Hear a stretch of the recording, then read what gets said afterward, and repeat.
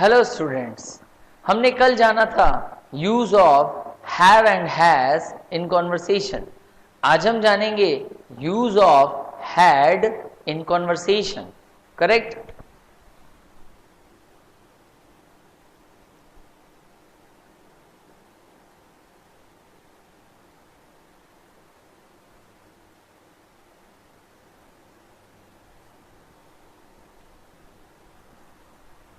Use of had in conversation. Students, कल मैंने आपको हैव की मीनिंग बताई थी कि हैव की पहली मीनिंग होती है पोजेशन, हैव की दूसरी मीनिंग होती है ओनरशिप, हैव की तीसरी मीनिंग होती है रिलेशनशिप। यानी जो चीज प्रेजेंट में लागू होती है वही पास्ट में होती है। हैव हैज का यूज हम प्रेजेंट के लिए करते हैं और जो उसके रूल्स होते हैं ओनरशिप, रिलेशनशिप और पोजेशन के, यानी अधिकार, संबंध और मालिकाना हक, वही चीज हम हैड में पास्ट के लिए इस्तेमाल करते हैं। जैसे हैव्स के साथ हम सेंटेंस बोल रहे थे कि मेरे पास एक पेन है, आई हैव अ पेन। उसी सेंटेंस को हम हैड के साथ जब यूज करेंगे तो ये पास्ट टेंस में सेंटेंस बनेगा और इसका सेंस होगा कि मेरे पास पास्ट में यानी कि भूतकाल में एक पेन थी। मान लेते हैं अगर मैं कहता हूं मेरे पास एक पेन थी तो I had a pen. Correct? मेरे पास एक भाई है, आई हैव अ ब्रदर, ये प्रेजेंट है। और अगर मैं कहता हूं मेरे पास एक भाई था, आई हैड अ ब्रदर। करेक्ट? इस स्ट्रक्चर को सीखने से पहले हम सेंटेंस कैसे बनाते हैं उसका स्ट्रक्चर समझते हैं। ओके? सबसे पहले पॉजिटिव सेंटेंस स्ट्रक्चर, जैसे कल हमने पढ़ा था पॉजिटिव सेंटेंस स्ट्रक्चर हैव और हैज में। आज हम हैड के लिए पॉजिटिव सेंटेंस स्ट्रक्चर पढ़ेंगे। Correct? Subject plus had plus noun. Okay, subject plus had plus noun. Examples, मेरे पास एक पेन थी, आई हैड अ पेन। उसके पास 2 कंप्यूटर्स थे, ही हैड 2 कंप्यूटर्स। उसके पास 2 कारें थी, ही हैड 2 कार्स। करेक्ट? मेरे पास एक बंगला था, आई had a bungalow. I had a bungalow. Correct? मेरे पास 10 लाख रुपए थे, I had 10 lakh rupees.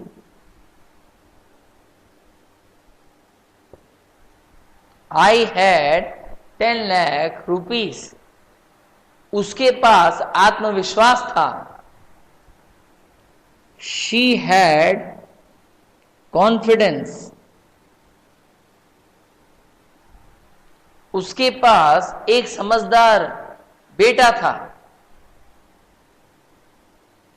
he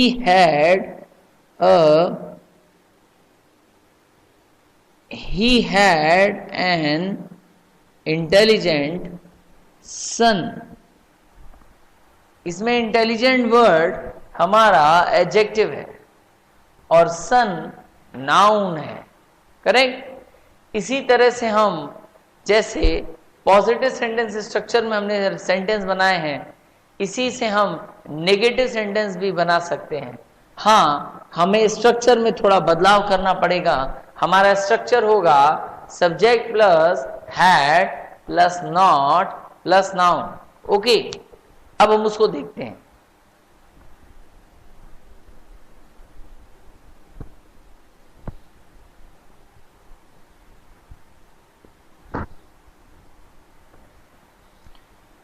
negative sentence structure,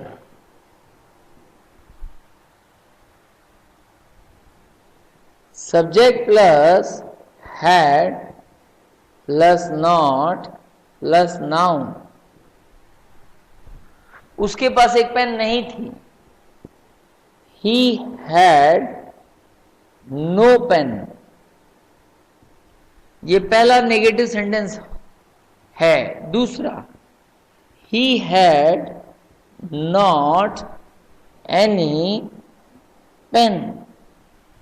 तीसरा नेगेटिव स्ट्रक्चर यानी sentence, he did not have any pen। जब हम नेगेटिव सेंटेंस बनाते हैं और डिड वर्ड का यूज करते हैं तो डिड के बाद हम नॉट लगाने के बाद हैव वर्ड का यूज करते हैं, बिकॉज डिड के बाद वर्ब की फर्स्ट फॉर्म का रूल होता है according to grammar. Correct? Any doubt? तो हम डिड के बाद नॉट लगाने के बाद हैड ना लगा के हैव शब्द का यूज करते हैं। ओके, हमारा अगला एग्जाम्पल, मेरे पास पेन नहीं थी। I had no pen. मेरे पास कार नहीं थी। I had no any car. अगला एग्जाम्पल, मेरे पास बंगलो नहीं था। I did not have any bungalow. यानी कि हम ये जो सेंटेंस लिखे हैं आई हैड नो पेन, इसकी जगह हम ये भी लिख सकते हैं I had no any pen.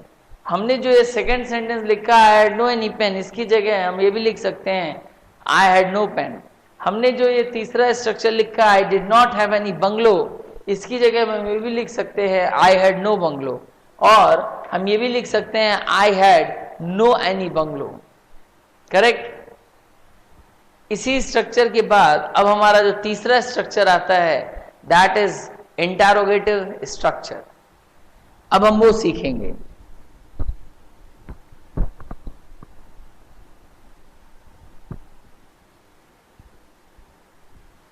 Interrogative sentence structure सीखते समय हमें हैड वर्ड को पहले लगाना पड़ता है। Interrogative structure, had plus subject plus noun. क्या उसके पास पेन थी? Had she a pen? इसी सेंटेंस को हम दूसरे तरीके से भी बना सकते हैं। Did she have any pen? Did she have any pen? Correct? Had she a pen? Did she have any pen? अगला एग्जाम्पल, क्या उसके पास अनुभव था? Had he experience? इसी सेंटेंस को हम डिड से जब बनाएंगे तो हमारा इस सेंटेंस होगा Did he have any experience? Did he have any experience? हमारा तीसरा एग्जाम्पल,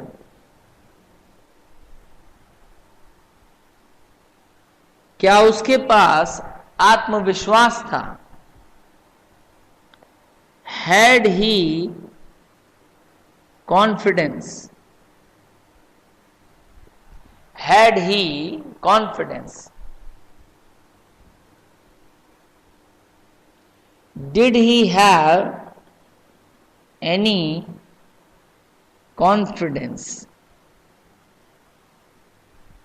ये हमारे अलग अलग एग्जाम्पल्स हैं जिनसे हम इंटरोगेटिव सेंटेंस स्ट्रक्चर को समझ सकते हैं। इस तरह के एग्जाम्पल्स का आंसर भी दिया जाता है। अगर कोई हमसे ऐसा सवाल करता है तो हम उसको जब आंसर देंगे तो वो यस या नो को देंगे। इस स्ट्रक्चर को हम yes no type question structure भी कहते हैं। जैसे हमारा क्वेश्चन है कि हैड शी अ पेन, अगर इसका पॉजिटिव आंसर देना होगा तो हमें आंसर देना पड़ेगा yes she had a pen. अगर हमें नेगेटिव आंसर देना पड़ेगा no she had no pen. Second answer she had not any pen. Third answer no she did not have any pen. यानी कि इंटरोगेटिव स्ट्रक्चर से जब हम किसी से सवाल करते हैं तो उसका उत्तर यानी आंसर यस और नो में दिया जा सकता है। स्टूडेंट्स, इंग्लिश कॉन्वर्सेशन में हैव, हैज और हैड का बहुत ज्यादा यूज किया जाता है। जैसे मेरे पास एक पेन थी तो आई हैड अ पेन, मेरे पास एक पेन है तो आई हैव अ पेन, मेरे पास एक हैंकी है आई हैव अ हैंकी, मेरे पास एक रुमाल था आई हैड अ हैंकी, मेरे पास बंगला है आई हैव अ बंगलो। इसी को पास में बोलते हैं तो मेरे पास बंगला था आई हैड अ बंगलो। उसके पास 4 कारें थीं, शी हैड 4 कार्स और ही हैड 4 कार्स। उसके पास आत्मविश्वास था, he had confidence. Negative sentence होगा तो he had no confidence. Second negative answer होगा he had no any confidence. तीसरा आंसर होगा he did not have any confidence.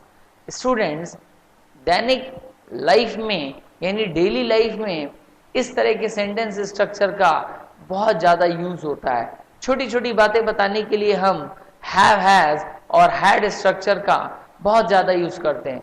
तो स्टूडेंट्स, अगर आपको अपनी अच्छी इंग्लिश करनी है, if you want to improve your English, तो आपको इस स्ट्रक्चर को बहुत ही सिंसियरली प्रैक्टिस करना है। ओके स्टूडेंट्स, आज के लिए इतना ही।